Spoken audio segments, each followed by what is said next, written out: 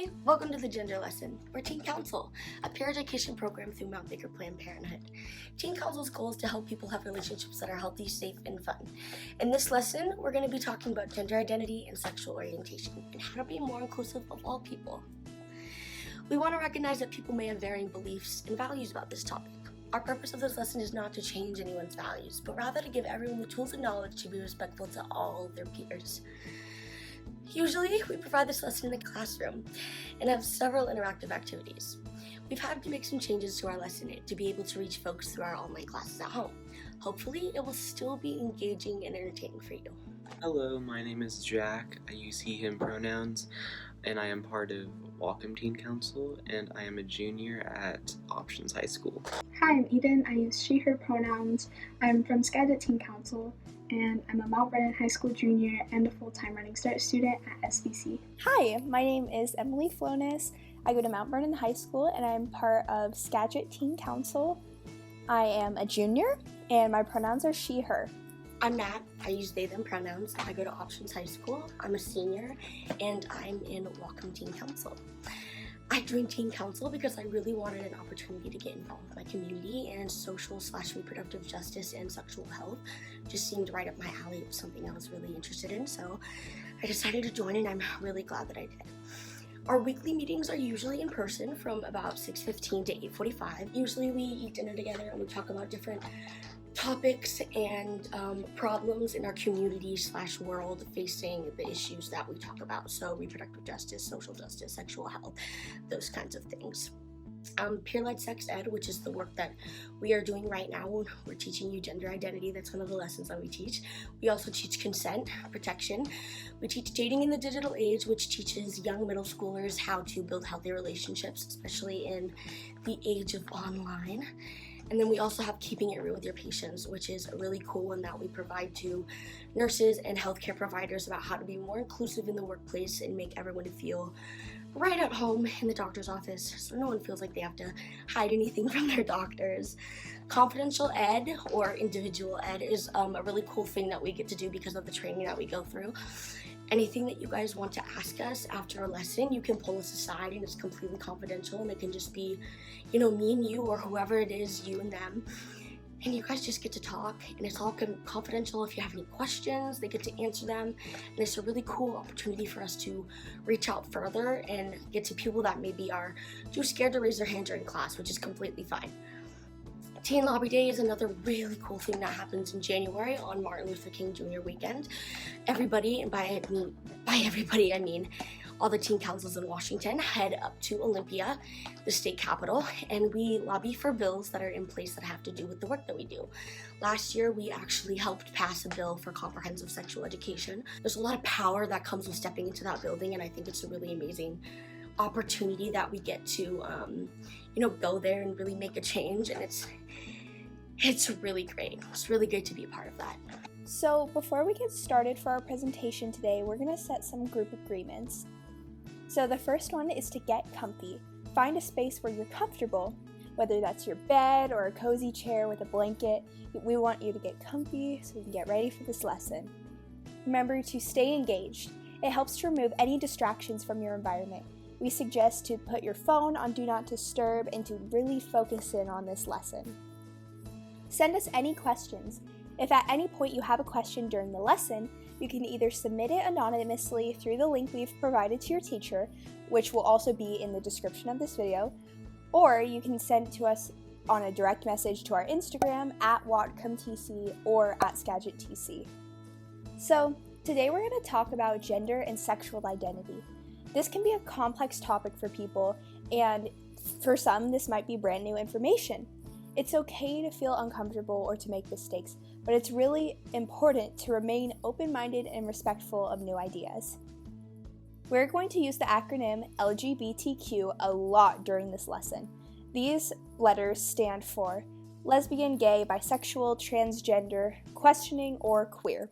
So we usually start this lesson with a quick survey and discussion, whether the class thinks their school is supportive or welcoming to all people, and we usually have a combination of responses and experiences.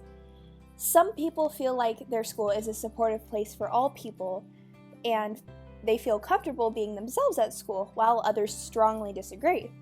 It's our hope for all of you to feel accepted and safe at school, and can think of one adult at school where you would feel comfortable going to with a concern. This person could be a counselor, your favorite teacher, a coach, or even an administrator. Some things can make folks feel unsafe and unsupportive at school because of gossip, hate speech, racism, homophobia, transphobia, and all other types of bullying. As we stated before, the purpose of this lesson is to give you all the tools and knowledge you need to help make our schools and communities welcoming and safe to everybody. Okay, so we're going to get started on some trivia. So our first one is, true or false, the U.S. teen pregnancy rate is at an all-time low? This one is true. Okay, so the next one is, what is the primary reason for the current decline in teen pregnancy rates? Is it A, TV shows like Teen Mom and 16 and Pregnant, B, increased use of effective contraception, C, abstinence until marriage education, or D, decreased sexual activity among teens? So the answer to this one is B, increased use of effective contraception, but we do like to add that decreased sexual activity among teens contributes to some of this decline. So our next one is, true or false, the US has one of the highest teen pregnancy rates in industrialized nations? So this one is true. While the US teen pregnancy rate is the lowest it has ever been, it's still higher than most industrialized nations. Next one is, by age 25, how many people get an STI? 1 in 4, 1 in 3, or 1 in 2? So the answer is C, 1 in 2. This one shocks a lot of people. So there is still a lot of work to do to help people be able to talk more openly and honestly about sex. True or false, 41% of people who identify as transgender have attempted suicide. So this one is unfortunately true. True or false, 1 out of 5 transgender individuals will experience homelessness at some point in their life. This one is also unfortunately true. So some of the things that contribute to the reason for that is possibly getting kicked out of their homes from unsupportive families, or not being able to maintain keeping a house because job discrimination. True or false, 92% of LGBTQ youth say they hear negative messages about the LGBTQ community, and the top sources for that are school, the internet, and their peers. So this one is true, but we do want to point out that the identity of the individual is not the thing that causes these negative outcomes. The negative outcomes come from the negative reactions and unsupportive feelings from their peers, families, and the community. The bullying and lack of acceptance that so many LGBTQ youth experience leads to many serious issues, which is why today we'll be talking about the importance of acceptance and inclusivity. True or false, transgender folks with strong support from peers are 82% less likely to attempt suicide than those with support. So this one is true. Luckily, we know the risk of suicide, homelessness, and bullying is reduced when people feel safe and supported. Even if you don't agree with or understand something during our lesson, just keep in mind that our goal is to make our schools and communities safer and more accepting. Now we would like to share some information with you on the topic of identity. Even though it is a very complex topic to discuss in such a short time, we recommend that you pause the video and take a moment to watch this quick video. The link is in the description. It is highly informative, and keep in mind that this is just one individual's thoughts on a complicated subject. The person in the video talks super fast, so let's go over the different aspects of identity, but a little slower. We'd like to use this illustration of the genderbread person to discuss some aspects of identity. The brain represents gender identity, the way a person thinks of themselves as a woman, man, non-binary, or another identity. Sometimes a person might identify really strongly with a particular gender, and sometimes a person might not identify with any gender at all. Gender expression is represented by the genderbread person's body. It has to do with the way people present themselves, such as what clothes they wear, like whether they dress masculine, feminine, or androgynous. It could also include things like hairstyle, makeup, vocal inflection, profession, and mannerisms. Sex assigned at birth is represented by the symbol between the legs. At birth, a person is assigned male, female, or intersex by a doctor depending on the physical features of their body. Sex assigned at birth is usually determined solely based on external genitals, but biological sex also includes chromosomes, internal reproductive organs, and hormones. Many people assume biological sex is binary, but it is actually much more complicated than that. Lastly, sexual orientation is represented by the heart and indicates who a person desires or is attracted to emotionally and/or physically. These components of identity are often fluid and can shift throughout a person's life. A lot of them are also on a spectrum, meaning they can vary in intensity, and figuring out your identity can take some time, and it's up to you to decide what identity feels right for you. Let's look at 2 examples of a person's whole identity based on this model. Okay, person 1. This person's sex assigned at birth is male. They identify as a man, present themselves as mostly masculine, and are attracted to women and femininity. This might be an example of a cisgender heterosexual male, meaning they identify with the sex assigned at birth and are attracted to the opposite sex. We know a bit about this person's identity, but it's important to remember that their identity doesn't tell us anything about their actual sexual behavior. Let's look at another example. This person's sex assigned at birth is also male, but they identify as a woman, present themselves as mostly feminine, and are attracted to men, women, and other genders. This person might identify as a transgender woman who's pansexual, but they could also choose different labels for themselves. There are many different aspects of identity. Understanding the definitions of different identities can help to promote understanding. So let's go through some. You may have heard us use some of these terms already, so let's take a look at some of the definitions. We're going to put up 8 terms on the screen, and then we'll read a definition. We want you to guess which word matches. The 8 terms we have are cisgender, transgender, non-binary, androgynous, intersex, pansexual, asexual, and queer. This is not a comprehensive list of identity terms, but if you want to learn more, check out some of the resources at the end of our lesson. A term used to describe a person who presents themselves as neither distinctly masculine nor feminine. Which term do you think matches this definition? Exactly. This is the definition for androgynous, which is a type of gender expression. A term that has historically been considered a derogatory term. In recent years, it has been reclaimed by many LGBTQ people as a strong, inclusive, and political label for sexual minorities. Yeah, this is the definition for the term queer. Because of its historical use, some people are not comfortable using or hearing this word. A term used to describe a person who experiences a persistent lack of sexual attraction. This person can still choose to have sex and/or engage in romantic relationships. Of course, this is the definition for the term asexual, which is a type of sexual orientation.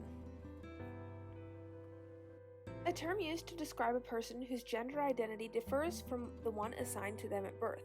This is both binary and non-binary individuals, including genderqueer and gender-fluid individuals. This is the definition for the term transgender, which is a type of gender identity. A term used to describe a person whose gender identity is the same as the one assigned to them at birth. For example, if a doctor declared you male and you identify as a man. This is the definition for the term cisgender, which is also a type of gender identity. A term used to describe a person who doesn't identify with being distinctly a man or a woman. Yep, this is the definition for the term non-binary, which is a type of gender identity. A term used to describe a person who is born with reproductive or sexual anatomy that doesn't seem to fit the typical definitions of male or female. These variations can be external, internal, chromosomal, or hormonal. Exactly. This is the definition for the term intersex, which is a type of sex assigned at birth.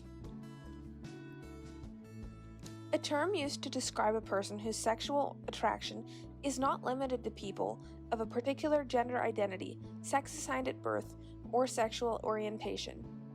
This is the definition for the term pansexual, which is a type of sexual orientation. Now that we have defined these terms, let's look at these different colors. Each group of words belongs to a part of our gender-bred person. Green is gender identity, yellow is gender expression, purple is sex assigned at birth, and red is sexual orientation. Queer is an umbrella term. These categories are not mutually exclusive, meaning a person can identify in any combination of ways, whatever feels best to them. Some other gender identities include man, woman, and gender fluid. Some other gender expressions include masculine and feminine. Some other examples of sex assigned at birth are male and female. Some other sexual orientations include heterosexual, homosexual, and bisexual. Alright, let's go over some scenarios. We think it's important to treat all people with respect, so we want to talk about how to be a good ally, meaning someone who is supportive of the LGBTQ+ community. We're going to read through some scenarios, and we want you to think about how you could be a good ally in each of these situations. Scenario number 1. There's a new student in class, and you aren't sure what pronouns they use. What should you do? Let's first start by understanding what pronouns are. Pronouns are words that we use to refer to another person in third person in place of their name. Some examples are he, she, they, ze, or another pronoun. In this scenario, you could ask the person what their pronouns are, you could offer your own pronouns when you introduce yourself, or you could listen to cues from others. You could also simply correct yourself if you make a mistake. What not to do in this situation is don't make assumptions about pronouns or identity. Pronouns are something a person chooses, and you can't tell what pronouns someone uses just from their appearance. Okay, let's jump into scenario 2. Your best friend says that they have something important to tell you. They seem really nervous, and when you ask them what's up, they tell you that they are gay. What should you say to your friend in order to reassure them? Do thank them for trusting you. Ask them how you can best support them, and ask them how confidential that information is. Most importantly, treat them with the same love and respect you always have. Don't say, "I always knew." This could make your friend feel unsafe, and it may suggest that other people have guessed their sexual orientation as well. Don't tell anyone else, and ask your friends probing questions or cross personal boundaries. Okay, on to scenario 3. You're on the soccer team and you have a friend who uses they/them pronouns, but recently you've noticed that they've been getting upset because the coach continually misgenders them, and because of that they've started to mispractice. To avoid that, what do you do? Okay, so right off the bat, just to clarify, the word misgender here means to call someone by the incorrect pronouns, so the coach wasn't using they/them pronouns for the student. And in this situation, if you were comfortable with it, you could ask your friend if you could talk to the coach for them, but privately, before or after practice. But the main thing that I want to press with this is that you want to check in with your friend first before going to the coach, because your friend might not be comfortable with you doing that. It's always good to get their consent before you do that.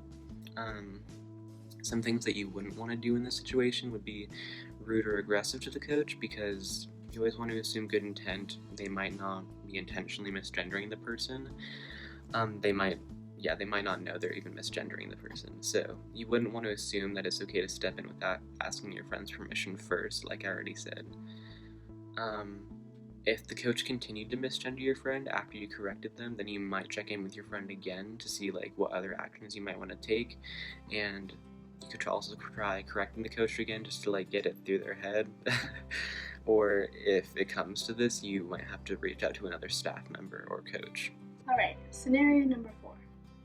You're at lunch and you hear a group of people from your class saying derogatory things about the queer community and using the word gay to describe a class project that they don't want to do.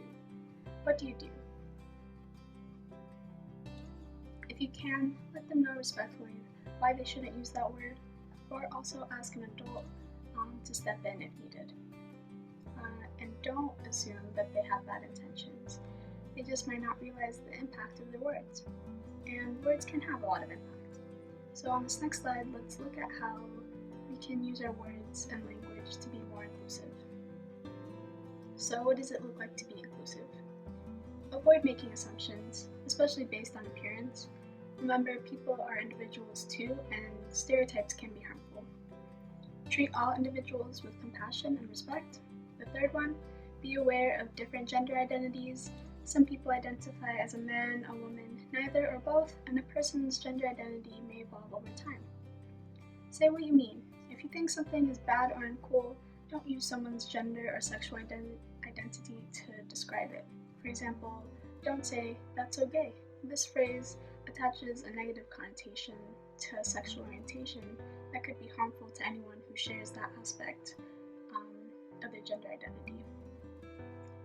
And advocate for inclusive policies at your school, such as gender-neutral bathrooms and locker rooms. Admit when you don't understand and be open to explanation. This is it's really how we all learn and grow. And use inclusive language. For example, ask, "How would you like me to address you?" or "What pronouns do you use?" These are really good ways to do that. Now, we're gonna get some practice using inclusive language. We're gonna show a phrase, and we'd like you to pause the video and think about a way that it could be rephrased to be more inclusive to all people. Men have penises and women have vaginas. We can rephrase this too. Some people have penises and some people have vaginas. Some people are also intersex. Remember that a person's genitals don't always correlate with their gender. 2. Do you have a boyfriend? We can rephrase this to, are you dating someone? Do you have a partner? Assuming someone's sexual orientation can be harmful and may put them on the spot. 3. If a man is transgendered, it means he was born into the wrong body and used to be a woman. We can rephrase this to, if a person is transgender, it means their gender identity is different than their sex assigned at birth. If a person is transgender, they might be perfectly comfortable in their body. Also, adding ED to the end of the word transgender makes it sound like something happened to them, when really it's just an identity that they hold. Why is being an ally and using inclusive language so important? We want school in our community to be a place where people come to learn and make friends, not be bullied or discriminated against. We also want to remind you that no one is perfect at using inclusive language. Even as a teen council member, we make mistakes. Changing your language is a process, and it doesn't happen overnight. What should you do if you mess up a person's gender pronouns? Do apologize quickly and do your best to use the correct pronouns in the future. Don't dwell on your mistake or say, "This is so hard for me." This can make your friend feel like a burden. It's okay to make mistakes, just try to be mindful of when you mess up. Quickly apologize if necessary, and make sure to change up your language in the future. It's okay to admit when you don't understand. Be open to an explanation and don't assume you're an expert on someone else's identity. Okay, so let's do a myth versus fact. Let's see what you learned. We're going to read some statements and you're going to decide whether you think this is a myth or a fact. Here's number 1.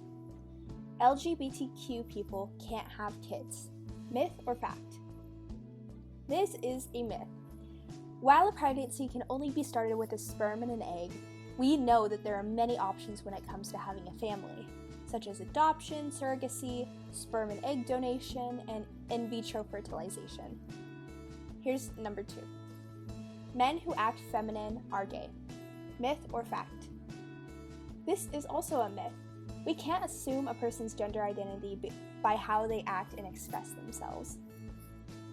Okay, so our next myth versus fact is people can choose their sexual orientation and gender identity. So this one is a myth. We'd like to clarify that people can choose their label that they want to use, like straight, gay, etc. Whatever makes them feel the most comfortable, but you can't really choose who you're attracted to or how you feel on the inside. It kind of comes with being born. You just kind of, it can be fluid, but you don't really get a choice in that most of the time. So next one is, if someone identifies as straight, they may also have sex with someone of the same gender. So this one is a fact. So remember that sexual orientation and sexual behavior are two different things. Just because someone identifies some way doesn't mean they're not allowed to do anything that doesn't fit that label, So someone's sexual identity may be fluid and can change over time. This one is a fact. It's important that we do what feels right for ourselves, and sometimes that can change over the course of our lives. Maybe our feelings will change as we grow. So next one is, you can't tell what pronoun someone uses by looking at them. So this one is a fact. Remember to not assume how someone identifies by the way that they look. If you're not sure how to address someone, think of what we talked about earlier, and maybe share your pronouns first and then ask how they want to be addressed. Sexual orientation and expression are two different things, so just because somebody looks a certain way, that has that doesn't have a correlation to who they're attracted to. Next one is a person can look like a girl and have a vagina and identify as a boy. So this one is a fact.